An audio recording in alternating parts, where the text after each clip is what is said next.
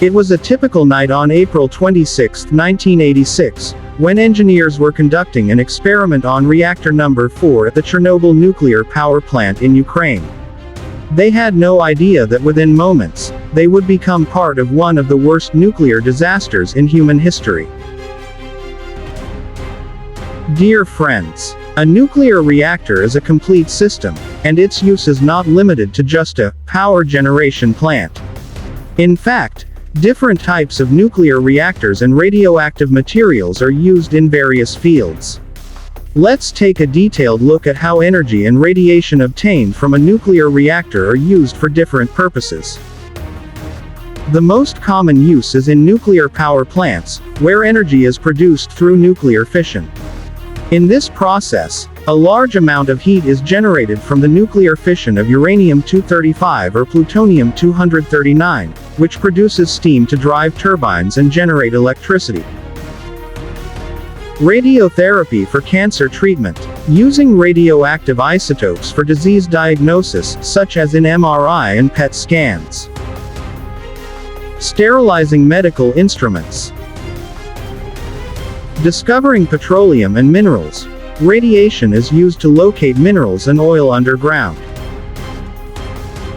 Preserving food using radiation.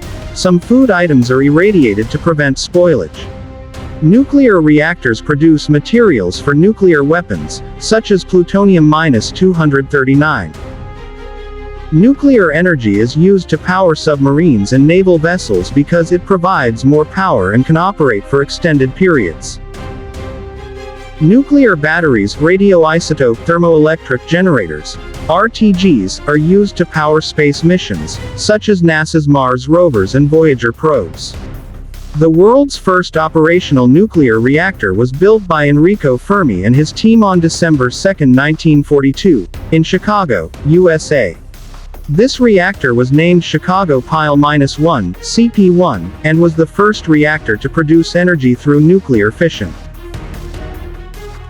Why was this reactor built? It was part of the Manhattan Project, which was a secret U.S. plan to develop an atomic bomb.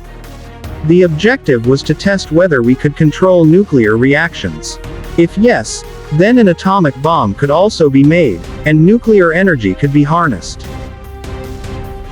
How did the first experiment take place? This reactor was built in a secret room at the University of Chicago. It was constructed from blocks of graphite and uranium. During the experiment, Enrico Fermi and his team noted that this nuclear reactor could continuously produce energy by emitting neutrons. This was the first time that humanity successfully completed a controlled nuclear chain reaction. On December 2, 1942, the first nuclear reactor, Chicago Pile-1, was successfully operated under the leadership of American scientist Enrico Fermi. The nuclear materials used for the atomic bombs dropped on Hiroshima and Nagasaki were produced through the Manhattan Project. Little boy, Hiroshima used uranium-235, while Fat Man, Nagasaki used plutonium-239, which was produced in nuclear reactors. Subsequently, nuclear power plants were built for peaceful purposes, which today generate electricity worldwide. More than 30 countries operate nuclear power plants. In some of these countries, these plants are a significant source of electricity. Some countries can design and build their own nuclear power plants, while others purchase reactors from different countries. Any country can build a nuclear reactor if it has the technical expertise, resources, and approval under international laws. However, nuclear energy is a sensitive technology, so it is subject to strict global oversight. Now, returning to the story, it was on the night of April 26, 1986, when engineers were conducting an experiment on reactor number 4 of the Chernobyl nuclear power plant, located near the city of Pripyat in Ukraine. They wanted to test how long the emergency cooling system would work if the power went out. To do this, they temporarily shut down the reactor's safety systems. This experiment had been conducted before, but this time something was about to go wrong. As they began testing the system, conditions started to spiral out of control. The reactor's power was being reduced, but the engineers made a mistake: they lowered it too much. As a result, the reactor became unstable, and the power output suddenly dropped. To stabilize it, they withdrew the control rods, which were supposed to maintain control over the reactor. As the control rods were removed, the nuclear reaction inside the reactor became uncontrollable. The temperature began to rise dangerously, and at 1:23 a.m., a massive explosion occurred. This was a severe steam explosion, resulting in the reactor core rupturing and radiation spreading widely, affecting thousands of people. This was the first incident in history where a nuclear explosion occurred without a war. The event became a nightmare for the Russian government. Authorities immediately sealed off the area and tried to prevent information from becoming public. At that time, the Soviet Union was a major world power and wanted to present itself as invincible in terms of scientific, technical, and military capabilities. The Chernobyl disaster severely damaged their reputation, as it revealed the vulnerabilities of their nuclear program and industrial development. The RBMK reactor used in Chernobyl was based on a flawed design, and the disaster could expose its weaknesses to the world. If this report became public, the world would realize that Soviet nuclear technology was less safe and inferior compared to Western countries. Over 50,000 people lived in the nearby city of Pripyat, yet no one was aware that their air had become toxic. People were sleeping in their homes as usual, children were playing, and shops were open.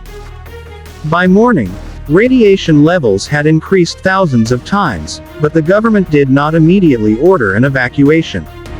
People continued to breathe in the poisonous air for 2 days. Initially, 31 people died immediately, most of whom were those present at the plant during the explosion. Over 600,000 people were severely affected by radiation, most of whom were involved in rescue operations. As the effects of radiation began to be felt in other European countries, pressure mounted on the government, and on April 29, the residents of Pripyat were ordered to evacuate the area. This is considered the worst nuclear accident in history. After the incident, the Soviet government made significant efforts to conceal the details, but they were not entirely successful. Just hours after the Chernobyl disaster, Swedish nuclear experts detected unusually high radiation levels. When they investigated, they discovered that this radiation was coming from the Soviet Union.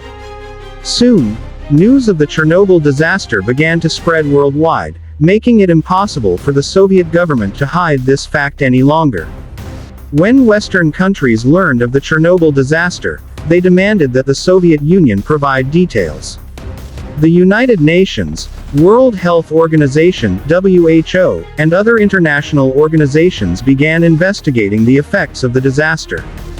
The effects of radiation reached several European countries, creating further pressure and forcing the Soviet Union to face failure in concealing the report.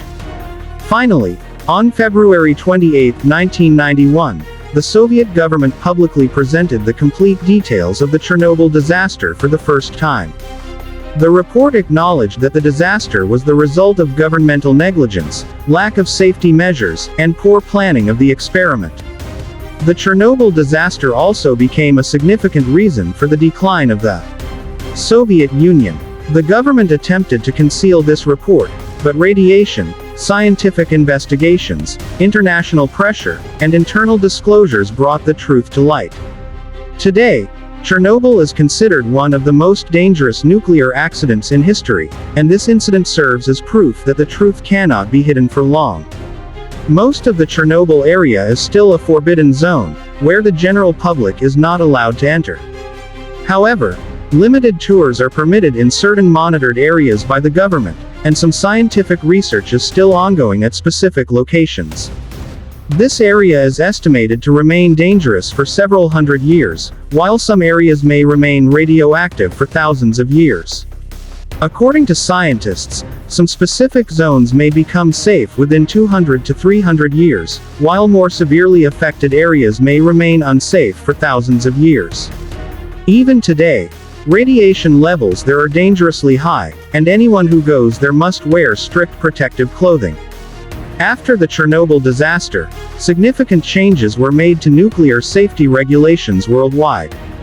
The International Atomic Energy Agency (IAEA) tightened safety protocols, improvements were made to RBMK reactors, and automated safety systems were introduced in nuclear plants to prevent such accidents in the future. If you want us to cover a specific historical figure or event, let us know in the comments. We look forward to your suggestions. If you enjoyed this video, don't forget to like, subscribe to our channel, and stay tuned for the next part.